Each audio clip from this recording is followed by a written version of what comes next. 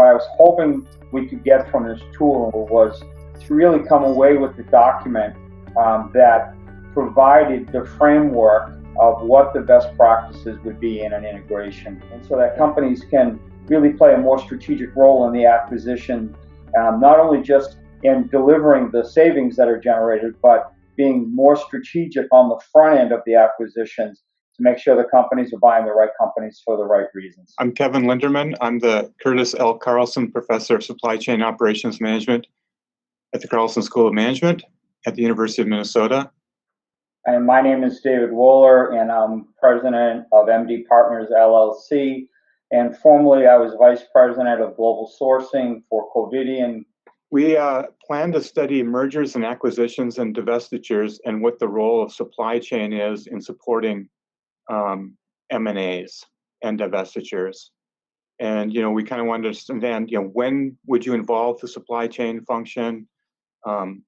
What kinds of activities should supply chain kind of integrate or not integrate with an M&A? And then how should they go about integrating or keeping things separate between the two companies that are merging?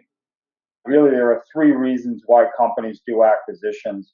The first reason is for financial, the second is revenue, and the third is transformational. And there were three specific phases. One was a pre-deal phase, and the level of engagement with supply chain in that phase was extremely important. And then lastly, our study talked about and researched companies that go through divestitures. What emerges is a capability maturity model that helps firms identify what capabilities they need to support the organization and undertake an M&A, and then it can use that as a diagnostic tool to recognize where they're at and what future capabilities they need to further develop. Capabilities around strategy, leadership, execution, human resource, and value creation.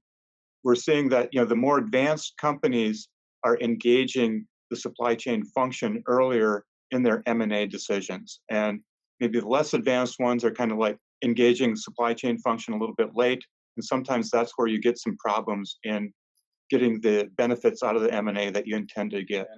One of, I think, the really important pieces of work that we did was to develop a playbook that a chief procurement officer could use during an integration and in each of the phases of the integration to ensure more consistency in the work that was being done to make sure that the integrations were delivering the goals that were established. What we found is that I think the number was 75% of the acquisitions that took place did not deliver the goals that were established as part of the acquisition.